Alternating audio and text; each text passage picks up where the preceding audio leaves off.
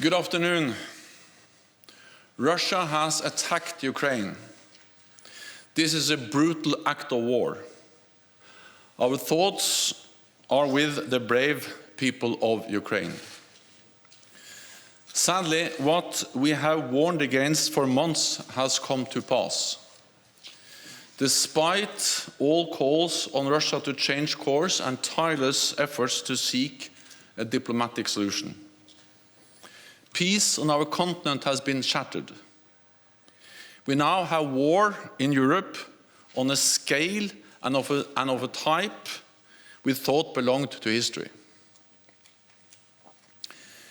We have just finished a meeting of the North Atlantic Council to discuss the situation. The Council also addressed the request by Bulgaria, the Czech Republic, Estonia, Latvia, Lithuania, Poland, Romania and Slovakia to hold urgent consultations under Article 4 of the Washington Treaty. This is a grave moment for the security of Europe. Russia's unjustified and unprovoked attack on Ukraine is putting countless innocent lives at risk. With air and missile attacks, ground forces and special forces from multiple directions, targeting military infrastructure and major urban centers. This is a deliberate, cold-blooded and long-planned invasion. Despite its litany of lies, denials and disinformation, the Kremlin's intentions are clear for the world to see. Russia's leaders bear full responsibility for their reckless actions and the lives lost. NATO allies condemn Russia's invasion of Ukraine in the strongest possible terms. It is a blatant violation of international law, an act of aggression against a sovereign, independent and peaceful country, and a serious threat to Euro-Atlantic security. We call on Russia to immediately cease its military action, withdraw its forces from Ukraine, and choose diplomacy. We fully support Ukraine's sovereignty and territorial integrity, and Ukraine's right to self-defense. Russia is using force to try to rewrite history and deny Ukraine its free and independent path. NATO's core task is to protect and defend all allies. There must be no room for miscalculation or misunderstanding. An attack on one will be regarded as an attack on all. This is our collective security guarantee. Today, the North Atlantic Council decided to activate our defense plans at the request of our top military commander, General Todd Walters. This is a prudent and defensive step to protect and shield allied nations during this crisis. And it will enable us to deploy capabilities and forces, including the NATO response force, to where they are needed. In response to Russia's massive military buildup, we have already strengthened our collective defense on land, at sea and in the air. In the last weeks, allies from North America and Europe have deployed thousands or more troops to the eastern part of the alliance and placed more on standby. We have over 100 jets at high alert, protecting our airspace, and more than 120 allied ships at sea from the high north to the Mediterranean. All this shows that our collective defense commitment, Article 5, is ironclad. We will continue to do whatever is necessary to shield the alliance from aggression. I have called a virtual summit of NATO leaders tomorrow to address the way forward. Russia is now facing severe costs and consequences imposed by the whole international community. The Kremlin's aim is to re-establish its sphere of influence, rip up the global rules that have kept us all safe for decades, and subvert the values that we hold dear. This is the new normal for our security. Peace cannot be taken for granted. Freedom and democracy are contested by authoritarian regimes, and strategic competition is on the rise. We must respond with renewed resolve and even stronger unity. North America and Europe together in NATO. We are an alliance of 30 democracies standing as one. We will protect our people and our values. Democracy will always prevail over autocracy. Freedom will always prevail over oppression. And then I'm ready to take your questions. We'll go to Interfax Ukraine. Thank you, Anna. Interfax Ukraine, Irina Sommer. Secretary General, we all know that NATO will not fight for Ukraine. But don't you think it's time for NATO to build anti-Putin coalition? Thank you.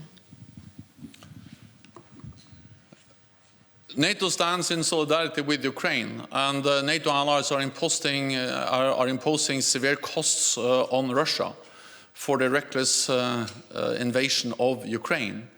NATO allies, in close coordination with the European Union and other partners all over the world, are now imposing severe economic sanctions on Russia to demonstrate that we follow up on what we said, and that is that it will be a high price for Russia to pay. NATO allies have also over a long period of time provided support, practical support, military support to Ukraine, and helped them to build a much stronger, much better equipped, much better trained armed force today than the Ukraine had in 2014. And I would like to recognize the professionalism and the bravery of the Ukrainian men and women in uniform who are now standing up against the Russian invasion. So we continue to stand together, condemning the Russian full-scale invasion of Ukraine, and allies stand together also in sending a message that we will never accept the brutal violation of international law that we see taking place as Russia now invades Ukraine. We'll go to Bloomberg. Do you have any information that shows that NATO allies face a direct threat from Russia at the moment?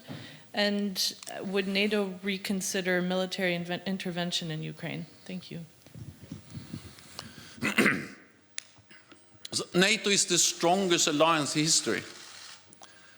And make no mistake, we will defend and protect every ally against any attack and every inch of NATO territory. And that's the reason also we have increased our presence in the eastern part of the alliance with thousands of more troops, ships and planes over the last weeks. To send a very clear message that an attack on one ally will trigger the response from the whole alliance. And we do so not to provoke a conflict, but to prevent a conflict. What we do is defensive, it's prudent, it's measured, but it is necessary because we see the aggressive actions of Russia against Ukraine, and therefore allies also have to make sure that there is no room for any misunderstanding about that Russia can do anything like that against a NATO allied country. National Public Radio. Hi, thank you. Terry Schultz with NPR and DW. Mr. Secretary General, in the NAC statement, you say that we're deploying additional defensive land and air forces to the eastern part of the alliance, additional maritime assets, and increase the readiness of forces. Is this now, today, more forces being sent as a result of the fact that the invasion has now happened, or are you there referring to what has already been done as reinforcements? I understand SACEUR will now have the ability to assemble the VJTF without coming back to the NAC for approval? And finally, are you still willing to sit down with President Putin or other representatives of the Russian government after this? Or are you suspending your offer to hold talks on other issues and the NATO-Russia Council? Thank you. This invasion doesn't come as a surprise. We have warned against it for months. And sadly, what happened this morning during the night was something that Allied security and intelligence services have predicted for a long time. We have tried to prevent it by calling on Russia to engage in diplomatic efforts, by telling Russia that there will be severe costs, economic sanctions, if they invade Ukraine further. But what happened over the last hours, what has happened over the last hours, demonstrate that Russia, despite our diplomatic efforts and despite our clear message of economic sanctions, decided to once again invade Ukraine. But since we have been warning against this for a long period of time, we have also taken prudent measures to prepare ourselves. And that's the reason why we, over the last months and weeks, have significantly increased the presence of NATO troops in the eastern part of the alliance. More land troops, ground forces, but also air and naval forces. In the coming days and weeks, there will come even more. So we will further increase, and we are increasing, our presence in the eastern part of the alliance. And today we activated NATO's defense plans that gives our military commanders more authority to move forces and to deploy forces when needed. And of course, this could also be elements of the NATO response force. So we are ready, we are adjusting our posture, but what we do is defensive, is measured, and we don't see confrontation. We want to prevent the conflict and any attack against any NATO allied country. And for talks? Will you still sit down and talk? Well, we have reached out to Russia for weeks and months, and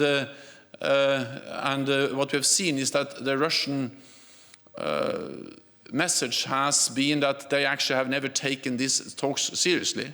Because while we were trying to find a political solution, they were planning for this invasion.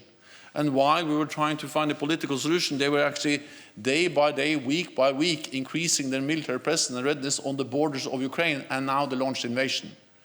So Russia has shut the door to a political solution. We regret that, but that's sadly the reality, which has severe and very serious consequences for the people of Ukraine, but also actually impacts the security for all of us. And that's the reason why we step up our presence in the eastern part of the alliance. Frankfurt Allgemeine Zeitung. Thanks a lot for taking the question. Secretary General, actually two questions. The first one, I'd like to hear your reaction to what President Putin said this morning when he announced the military operations. He said that any country that interferes with them would face consequences greater than you have seen in your history, which I take as a veiled threat with a nuclear attack. So please, what is your response to that? He did not specify what interference means. And the second question, very simple, can the NATO-Russia Founding Act be upheld under these circumstances? Thank you.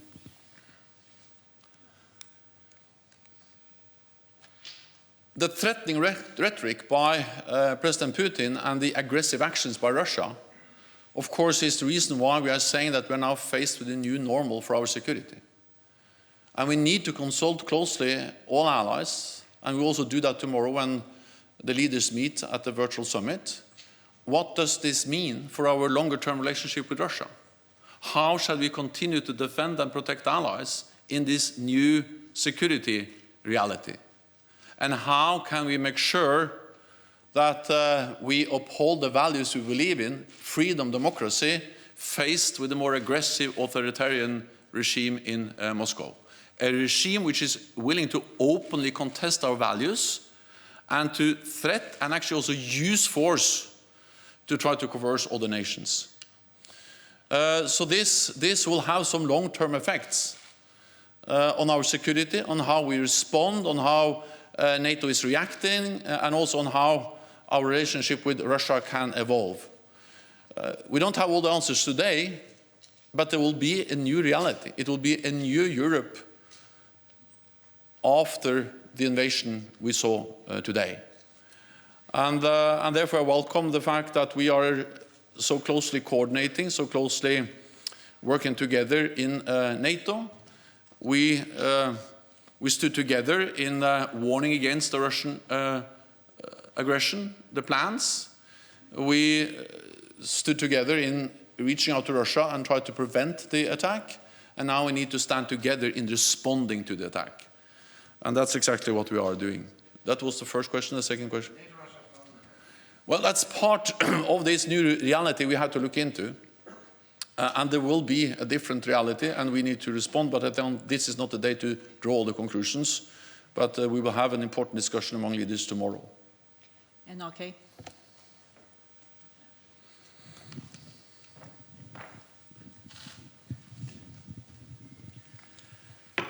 Thank you for the question. Mr. Secretary General, today Ukraine has called on Turkey to close the Bosphorus and the Dardanelles Straits for Russian vessels. Is that an action that was discussed in this morning's meeting, and are there other similar actions that have been discussed today?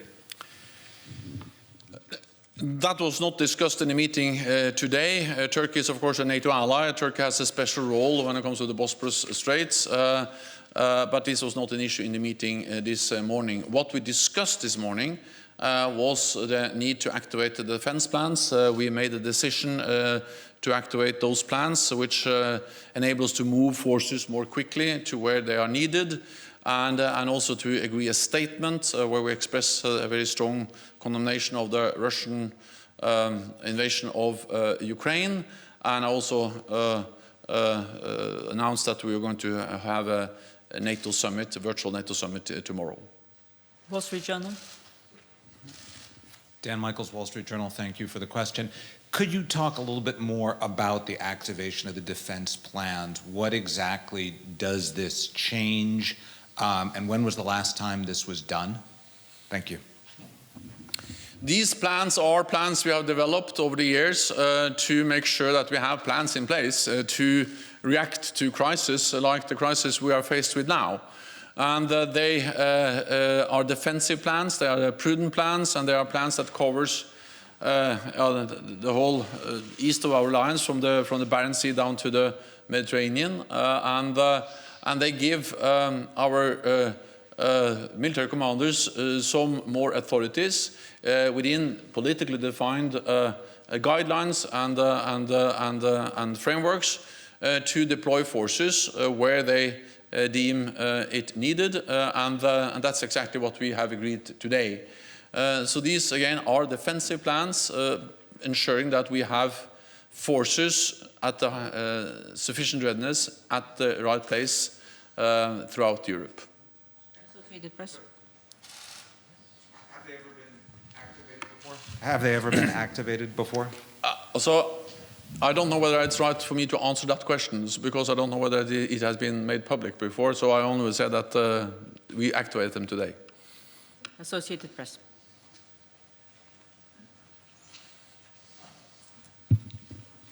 Hello, Mark Carlson, Associated Press. Is the NATO response force inside Ukraine right now?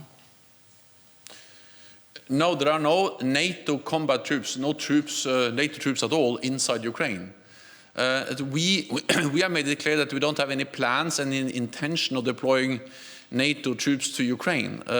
What we have made clear is that we have already increased, and we are increasing the presence of NATO troops in the eastern part of the alliance on NATO territory.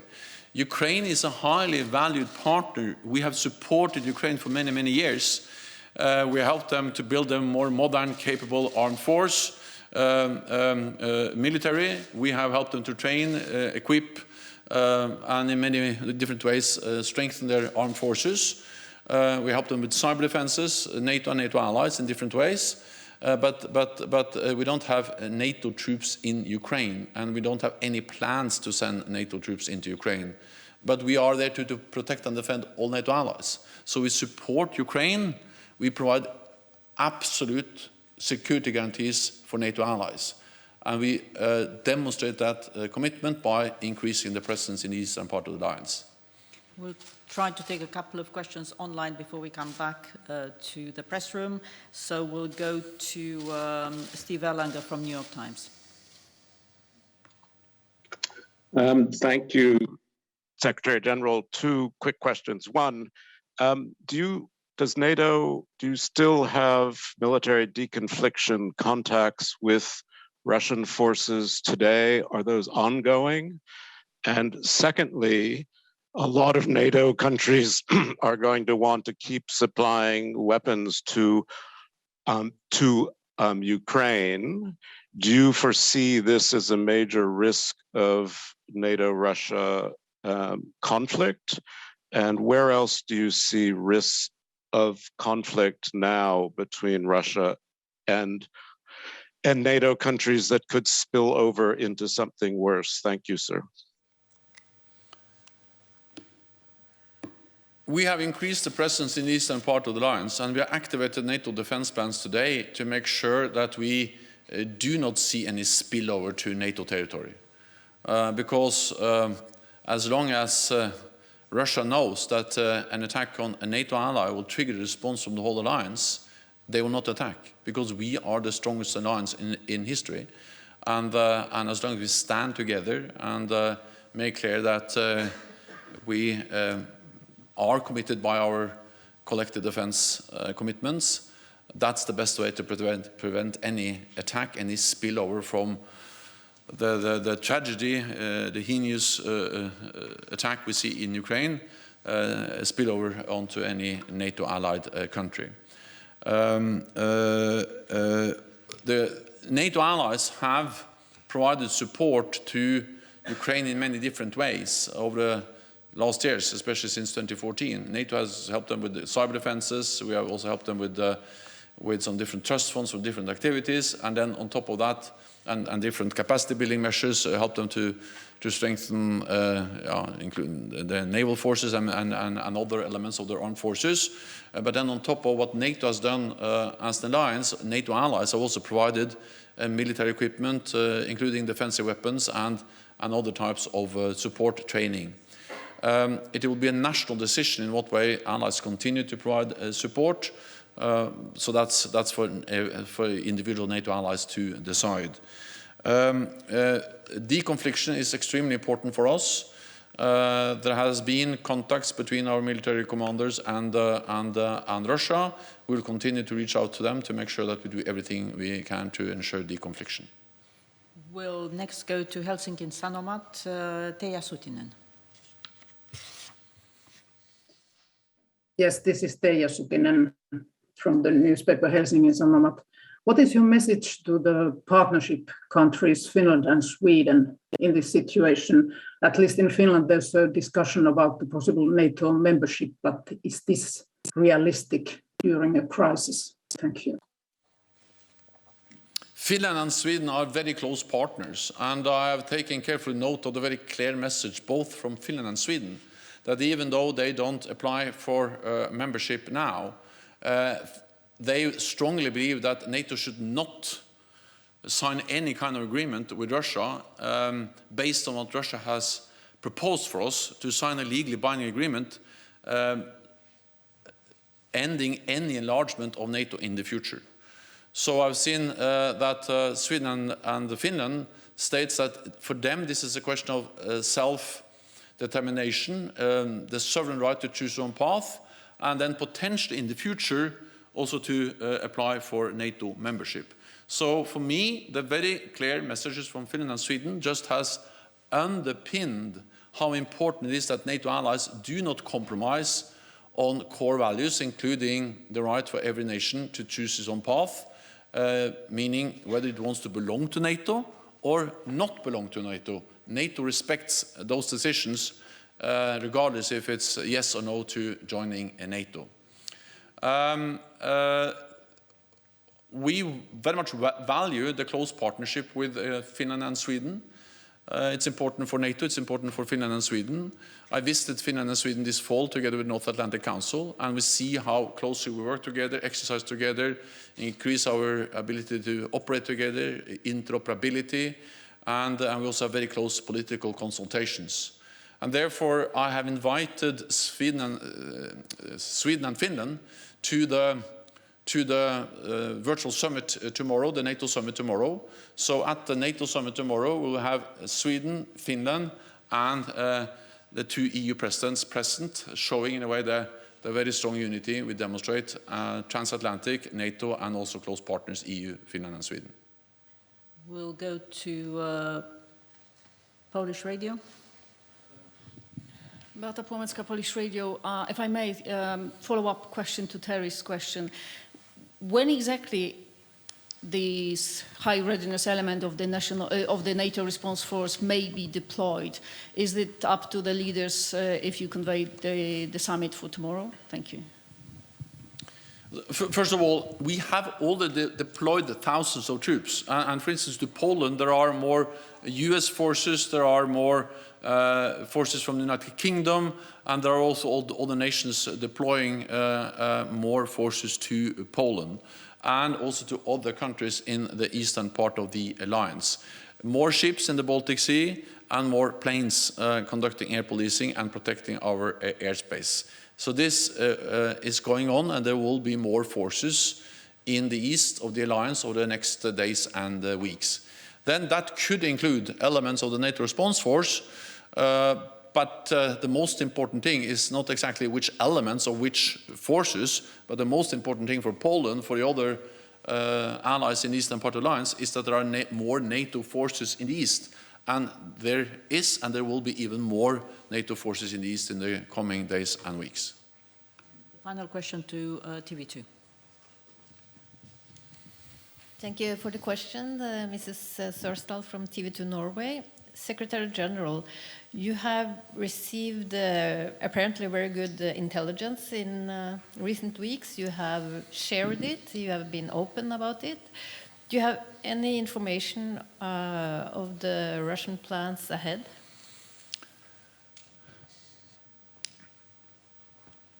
So our intelligence has been very precise because it has predicted over now several months the military build-up, but also the intentions, the plans of Russia to attack Ukraine. But of course, those plans could always be changed. And we continue to call on Russia to change its course and to not attack. And then we saw this morning that they attacked. And that was no surprise, because that was exactly what our intelligence services have predicted over several months. We have shared that intelligence to mainly try to prevent Russia from attacking.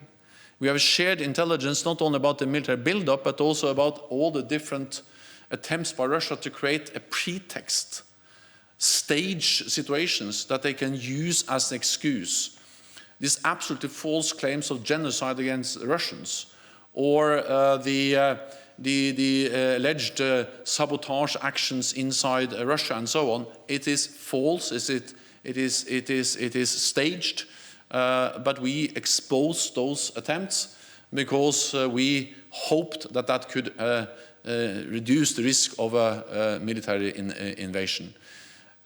We have seen that they have stick to their plans.